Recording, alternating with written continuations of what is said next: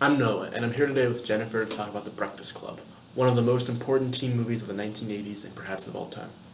Yep, the film was originally released in 1985, and no matter what generation you were a teenager, it's one of those iconic teen films that everyone's seen, where the basket case, the princess, the criminal, the athlete, and the brain are sitting together on a Saturday morning detention for hours, and through nothing more than merely a series of interactions, they're able to resolve complex social issues and come to the conclusion that while they seem completely different initially, they're not so different after all, and also that they can overcome the stereotypes that have been placed on them and discover who they are beyond those. So a lot of critics would argue that The Breakfast Club is an iconic 80s film, 80s teen film to be specific, and definitely belongs in the canon of the teen film genre. So Noah, what characteristics of The Breakfast Club do you think make it a canonical teen film? Well, I think there are quite a few things The Breakfast Club does do really well. Probably the most significant would be the way it treats its characters as realistic people. They have problems and issues that ordinary teenagers can relate to. They don't feel like melodramatic, Hollywood, fake versions of people. They are authentic and believable. This is reflected in the dialogue, which is really excellently written in a lot of places. In my opinion, one of the best lines in the entire movie, and this is said in reference to Bender, who's the criminal character, who's got a lot of personal issues. The line is this: you don't even count. I mean, if you disappeared forever, it wouldn't make any difference. You might as well not even exist at this school. And to me, that line is really well written for a few reasons. First of all, it conveys a very powerful message. It deals, like, the idea behind it is very hurtful, but it's also said in such a way that it feels like something that could conceivably come out of a teenager's mouth. It doesn't feel as though it was written by a college professor or a Hollywood screenwriter. The other thing The Breakfast Club does do really well is it shows how a person's upbringing and origin can influence who they are and who they become. Again, for dealing with Bender again, when everyone is getting dropped off at school by their parents, Bender is the only one who doesn't have a car to get driven there by his father. He has to walk to the school. And that shows either at least one of two things to be true. Either his family is so poor that they can't afford a car, or his parents are so disinterested in him that they don't care if he has detention or how he gets there or what he's even doing on a Saturday. And whether only one of those things is true or whether they're both true, and other events in the movie suggest that his parents don't care about him at all, that shows how the type of person that your parents are and the way they treat you can strongly influence the type of person you become.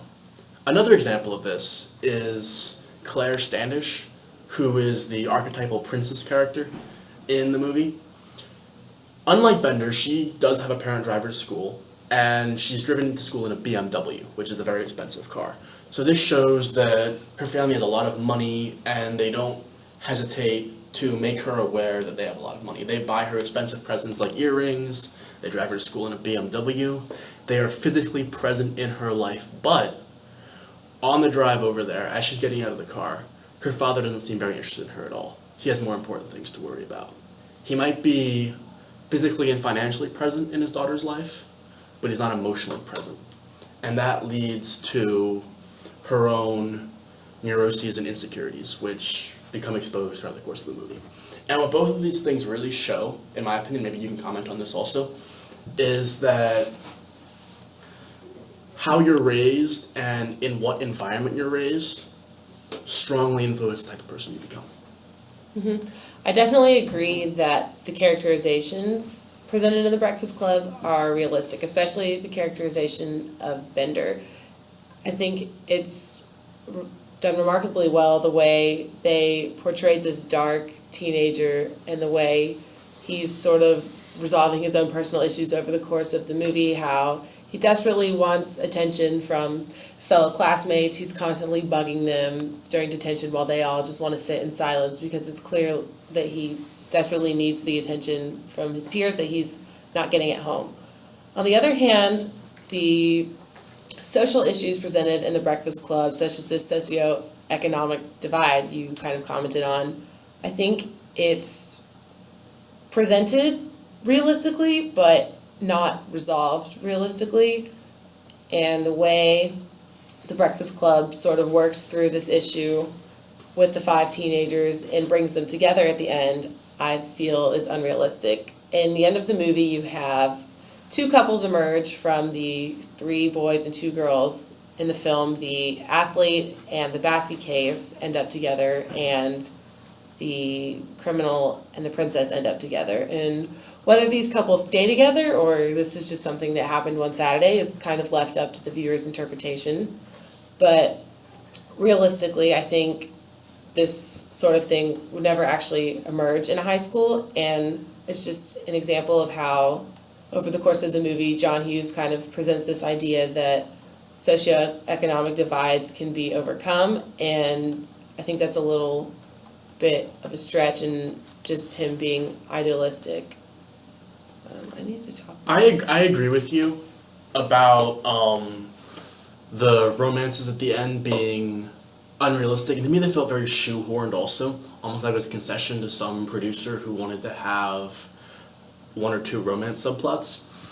But I do feel that in other places the movie dealt very well with the fact that some of these conflicts might be fundamentally unresolvable, at least within a short time frame.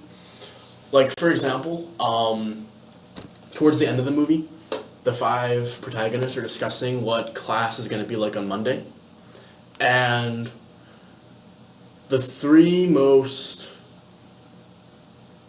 I guess, selfish characters, the criminal, who's Bender, Claire, the princess, and then the athlete, all acknowledge eventually that they won't be friends come Monday because just of social pressures that their friends exert on them. And so this shows how, in spite of the fact that they do want to feel a connection with one another, and they do have a genuine human connection, but it's not necessarily, maintaining that connection isn't worth sacrificing the somewhat fake friendships and social circles they already have in place. Mm-hmm. That's definitely a valid point. There's also another scene that kind of brings up this same idea, the scene in which Claire is giving the basket case a makeover, and I hated that scene so much. You hated that scene? Yeah, it was awful. Too girly? I wouldn't say it was because it was too girly. It felt like it was just, I didn't believe that the basket case really ever wanted a makeover, but that could be just me failing to interpret it properly as a viewer. I don't know. Anyways, in the scene, or as a result of the scene, the basket case comes out and all the boys are looking at her in a different way now, more positive light, and what the scene does is it shows Claire kind of reaching down to a character who is considered below her and bringing her up. So this makeover, in theory, could help the other character's social status increase, which is the underlying message saying, like, it is possible to achieve greater social status with cooperation among the higher classes and the lower classes, which in reality is probably not realistic. Well, I certainly think social class, even within high school, is mobile. Like, there is room to become become higher status or lower status over time. But I don't think it's ever going to be the product of one makeover. Mm-hmm. I mean, even in high school, people aren't so shallow that their perception of you is based solely on your appearance. Exactly. If you don't have the type of personality that certain cliques look for, they're probably not going to invite you in, even if suddenly you look like one of them. Mm-hmm. So I think today the consensus we've reached is that The Breakfast Club definitely belongs in the canon of the teen film genre. One, because it is more realistic than most teen films in its characterization, its plot, and the way it presents social issues. But at the same time, it's important to keep in mind that while it presents these social issues realistically, it doesn't always resolve them in the most realistic manner.